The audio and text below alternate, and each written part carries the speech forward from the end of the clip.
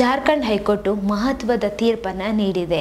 ಮಗನಿಗೆ ಅಂದರೆ ತಂದೆಗೆ ತಿಂಗಳಿಗೆ 3,000 ರೂಪಾಯಿ ಜೀವನಾಂಶ ಕೊಡುವಂತೆ ಕೌಟುಂಬಿಕ ನ್ಯಾಯಾಲಯದ ಆದೇಶವನ್ನು ಹೈಕೋರ್ಟು ಎತ್ತಿ ಹಿಡಿದಿದೆ. ತಂದೆ ತಾಯಿಗಳ ಬಗ್ಗೆ ಒಳ್ಳೆ ಮಾತನ್ನು ಹೇಳಿದೆ ಅಂತಲೇ ಹೇಳ್ಬೋದು ಹೈಕೋರ್ಟ್. ಏನಂತಂದರೆ, ತಂದೆ ನಿಮ್ಮ ದೇವರು, ತಾಯಿ ನಿಮ್ಮ ಸ್ವಭಾವ, ಅವರು ಬೀಜ ಮತ್ತು ನೀವು ಸಸ್ಯ. ತಂದೆ ತಾಯಿಯನ್ನು ಪ್ರತಿಯೊಬ್ಬರು ಕೂಡ ಪ್ರೀತಿಯಿಂದ ನೋಡಿಕೊಳ್ಳುವುದು ಮಕ್ಕಳ ಕರ್ತವ್ಯವಾಗಿದೆ ಎಂದು ಹೇಳಿದ್ದಾರೆ. ಈಗಿನ ಕಾಲದಲ್ಲಿ ಯಾರು ಕೂಡ ಇಂತಹ ಕಾರ್ಯಕ್ಕೆ ಮುಂದಾಗ್ತಾ ಇಲ್ಲ ಅಂತಲೇ ಹೇಳ್ಬೋದು.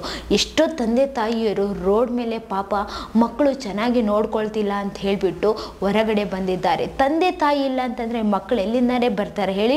ಮಕ್ಕಳನ್ನು ಚೆಂದ ನೋಡಿಕೊಂಡು ಆಸ್ತಿಯವರ ಅರ್ಧ ಆಸ್ತಿಯನ್ನು ಪೂರ್ತಿ ಆಸ್ತಿಯನ್ನು ನಂಬಿಕೊಂಡು ಕೊಟ್ಟಿರ್ತಾರೆ. ಆದರೆ ಮಕ್ಕಳು ದೊಡ್ಡವರಾದಮೇಲೆ ಈ ಥರ ಯಾಕೆ ಮಾಡ್ತಾರೋ ಅದೇ ಗೊತ್ತಾಗ್ತಾ ಇಲ್ಲ ಅಂತಲೇ ಹೇಳ್ಬೋದು.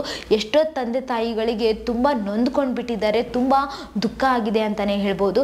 ಬಟ್ ಇವಾಗ ಜಾರ್ಖಂಡ್ ಹೈಕೋರ್ಟ್ ತೀರ್ಪು ಏನಿದೆ ಇದು ಮಹತ್ವದ ತೀರ್ಪು ಅಂತಲೇ ಹೇಳ್ಬೋದು. ಎಲ್ಲ ತಂದೆ ತಾಯಿಗಳಿಗೂ ಕೂಡ ಇದು ಒಳ್ಳೆಯ ಒಂದು ವಿಷಯ ಅಂತ ಕೂಡ ಹೇಳ್ಬೋದು.